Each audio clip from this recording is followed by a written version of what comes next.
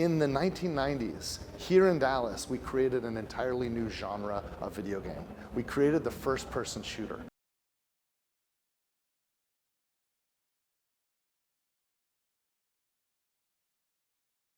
So we're moving on to a new planet, Kairos in this one, new setting for this whole thing. What was it like moving on from Pandora? One of the awesomest things about what we've learned making Borderlands games over the years is that every time we make one, there's a whole bunch of new people that join us that weren't playing the previous ones. So even though they're numbered sequels, you'd think that the only people that would play Borderlands 2 are people that played Borderlands 1. No, it turns out about a third of our customers are new. So we thought, how do we make a story, make a universe, make a game in Borderlands 4 that welcomes everybody that's coming back, but also invites all those new players? And so we started with a whole new place and a whole new storyline that as you go through it, you're gonna find all those touches to the past if you care about that. But if you don't, or you don't know about that, you're being introduced to all this for the first time.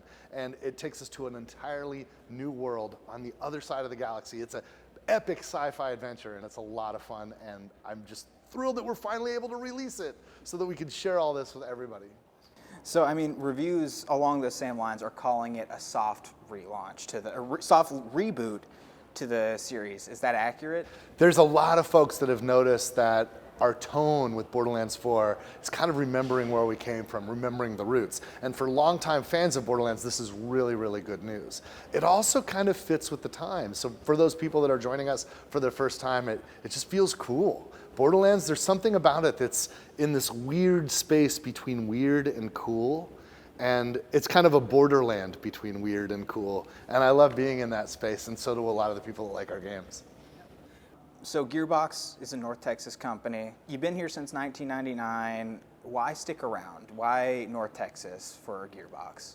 I raised my family here in Texas. I'm a Texan. I love the state, and I love North Dallas. And you know, we have a home in Frisco. I have my studio in Frisco, and we employ a ton of people, hundreds and hundreds of people, making awesome art and entertainment that reaches people all over the world. And we do it right here in Texas, and it's the best. One thing from this game is you guys are sticking with couch co-op. In a media landscape for video games that has been so focused around online play, online multiplayer, in a lot of sense like these battle royale games, mass multiplayer, why stick with couch co-op?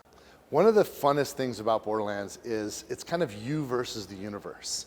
And it's not just an action game, it's also kind of an adventure. And as you progress, you become more powerful. So enemies that are challenging, areas that are difficult, as you progress, you become a god. And we want to support people however they want to play. Sometimes people want to play by themselves, and the game works great like that. Sometimes people want to play with their friends, share the game experience in their living rooms, all joining together on the couch, playing together with split screen or connecting multiple machines together so everybody can have their own screen. Or you could play with your friends that are all the way around the world. So whether you're connected online, connected in the living room, or adventuring on your own, you can have that experience. And there's something about growing together and playing together that's really, really rewarding. There are a lot of cool video games out there that at one point cared about those shared experiences, and some of them don't offer that anymore. But for us, it's kind of built into our DNA. Like my biggest customer, my number one customer is my wife. And we play together, and she's gonna be happy, damn it. And I think because of that commitment, and because all of us love playing together at Gearbox, playing here with our friends in Texas and our friends around the world, that we've always made that commitment to have a shared experience when you want it. You voiced Crazy Earl in past iterations. Yes. Are you back to voice acting in this one? Yeah, you know what's funny was when we make the game in Texas, as we're developing it, we're figuring things out. We're figuring out characters, and sometimes us as developers will jump in and just do the voices at first, thinking they're just temporary. One of the voices I messed around, well, a lot of voices I messed around with, one of them stuck, a character named Crazy Earl. And so it turns out that I guess I did a pretty good job in the booth, where the other artists and the other developers around me just loved the way it sounded with me doing the voice. So it stuck. So instead of hiring professional voice acting from Hollywood, we just kept me and a lot of our other talents' voices in the game. In Borderlands 4, there's a lot of returning characters. I don't want to spoil anything, but I will say you have not heard the last of the character that I voiced, Crazy Earl. You know, I akin what we're doing tonight, similar to like a lot of midnight launch parties that we've seen over the years. Yeah. Those aren't as big usually as they used to be. Do you think that whenever you see the crowd outside, people here, and the response from fans to come in and actually experience the launch of this game? You know, it used to be that the only way to play a video game was to go to a store and buy a physical disc or a cartridge so that you could plug it into your machine. Now we're all connected digitally, so you don't have to go anywhere to download Borderlands 4 and bring it to your home. But there is something about our community. For some reason, a lot of Borderlands fans, they just really get immersed with the characters and the universe and the world that we've created. And for all of us to be able to come together in a moment like this tonight at the Borderlands 4 launch party here in Dallas, people are coming in from all over the world to share this moment with us. And there's people that I don't see unless I'm at a trade show or at some kind of event like this. And for all of us to come together, it's kind of like a family, kind of like a community, except it's like 3,000 people filling the Gillies Ballroom here. It's pretty awesome. I want to ask about the whole North Texas tie. Yeah. Clearly, y'all have been here since 1999, started in Plano, moved up to Frisco. You're living in Frisco now, the studio's in Frisco. Texas has released a lot of great numbers in relations to video game development. Yeah. In 2022, the comptroller said $5 billion in economic impact. That's a lot of money, it's not chump change. Yes. Do you think people have seen the success of your studio and has said to themselves, we want to start an esports team here. We want to bring our studio here. I mean, talk to me about that because we were chatting about it because, you know, some people when they think of a major, you know, game development, they think about LA, they think about Silicon Valley. I mean, people who are just normal people who don't really have any other connections to video games. Yeah. Texas is such an odd place to put a AAA game. So Signpost, do you think people are following your success here, and do you think you're part of that? Yeah, I got you. One of the funniest things about the video game industry is we don't really have a Silicon Valley, right? People can make video games from anywhere because all you need is a computer. And there's a lot of great games being made by independent developers, 2 or 3 man teams. I was one of those guys back in the day. But something really crazy happened here in Dallas, something incredible. In the 1990s, here in Dallas, we created an entirely new genre of video game. We created the first-person shooter. My first commercial video game that I worked on as a professional was a game called Duke Nukem 3D, which was in this era in the 90s where we're literally figuring out what it means to even see the world through the character's perspective and play a hardcore action game, that first-person action game. And if we're gonna make a first-person shooter where we're knocking down targets, defending ourselves, damn it, we're doing it in Texas, right? That's where it's got to come from. And it turned out that it changed the world of interactive entertainment. The work we did here in Dallas at id Software, at Apogee and 3D Realms, and all of the other first-person shooter developers in the early days, we not only changed the nature of how video games can be experienced and the identity of immersiveness, seeing the world from the first-person perspective, which led to virtual reality and all of that, we also affected technology. It became a race to see who can make the best hardware to make the games that we were making run the fastest. One of the most, I think it might be the most valuable company in the world right now, NVIDIA, that makes these graphics processes that are used to generate all of the artificial intelligence. The biggest race they had back in the 90s was to make sure that the games we were working on ran as fast as possible.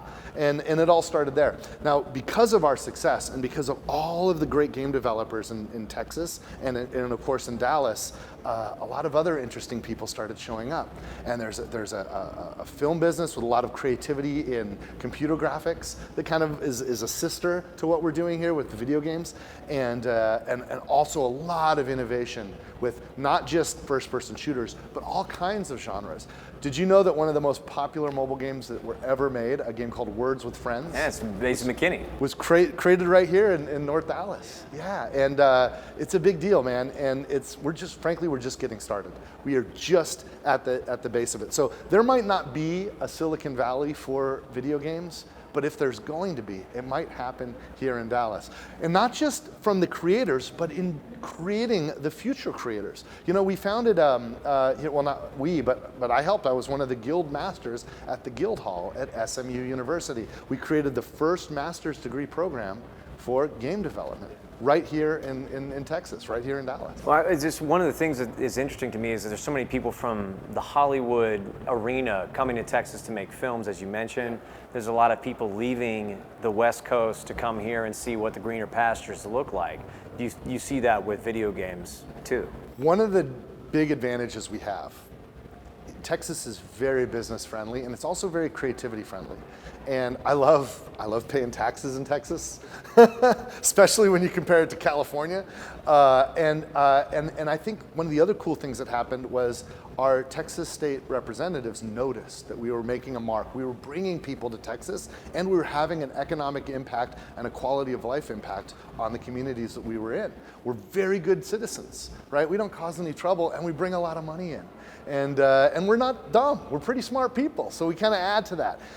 And so there's something about the people that make media, make video games, make film, and this led the government, this Texas state government, to incentivize more of that. So you know, there's a lot of awesome stuff coming in, but I think the government's help too is made that part of that engine that works.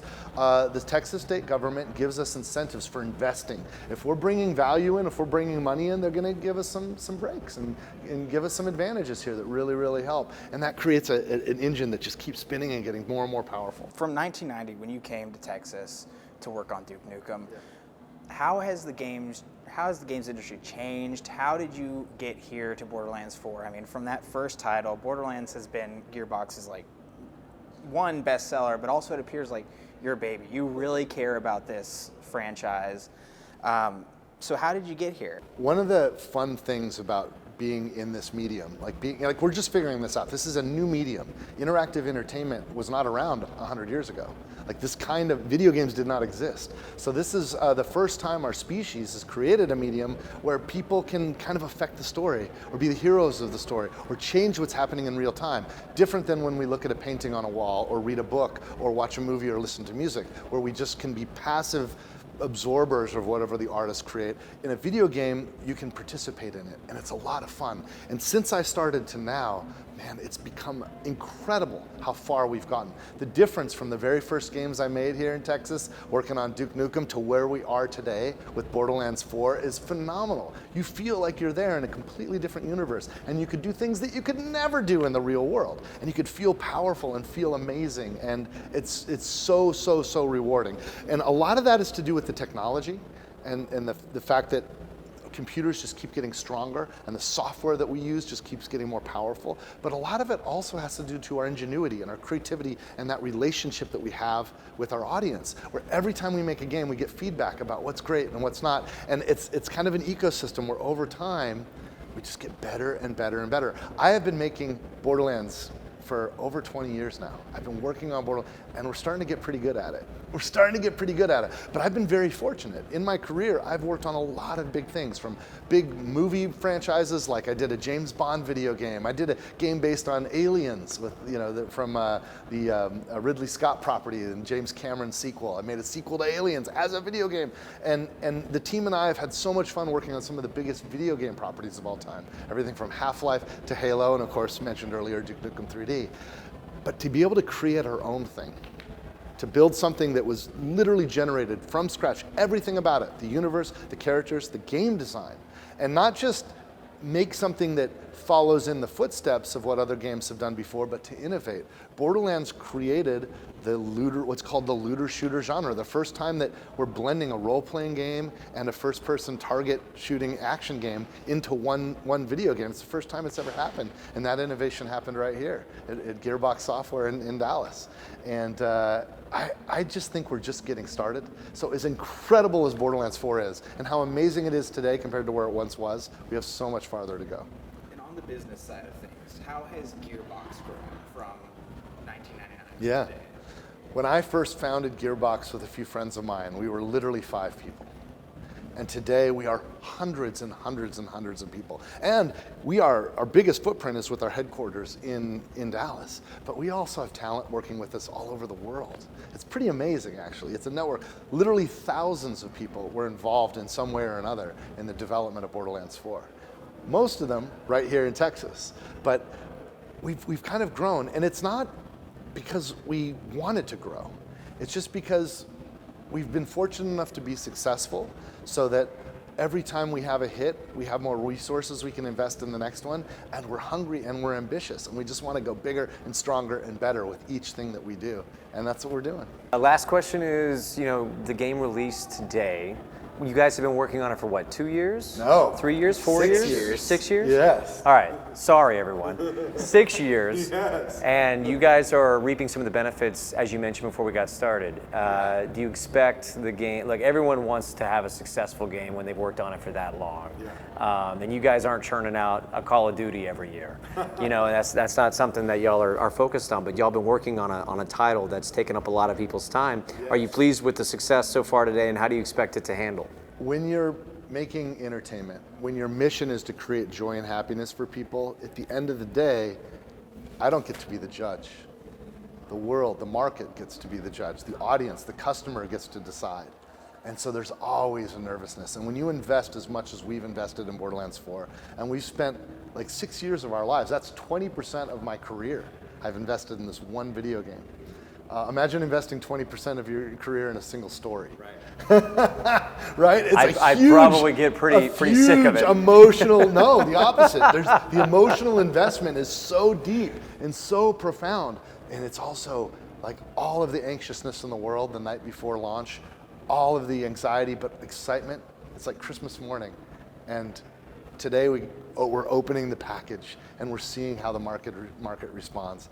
And they're telling us they love it. We've gotten unbelievable reviews. The critics are screaming about this being the best Borderlands we've ever made. There's some saying it's the best shooter-looter ever made, the best first-person shooter ever. And like, we're just getting started here, so it's looking great. And then we can see, because of the connected world, we can watch people downloading and playing the game, and we can see that number climb, and we are way ahead of anything we've ever done before. So it's very, very gratifying and kind of relieving. But what success means is we get to keep doing it, and we get to do more. And as artists, as creators, as entertainers, that's what we live for. That's what we live for. And I think that's what the world kind of wants. There's some people that really like our stuff. It's not for everybody, but if you like something and you support that artist, you might get more. And there's music from artists that I love that I'm just devastated that we'll never get more tracks from them, and movies from creators that we'll never see another movie from them. And the same is true for people that love video games. They're giving you guys a lot to work with. They're telling us that they like what we're doing and they want us to do more. And so we're gonna pay that forward. And that's what we always do. So you can expect Borderlands 4 is definitely the biggest, best thing we've ever done. And because it's already successful, we're definitely going to keep going, and we're going to make the next one even bigger and better. That's the aim and that's the ambition.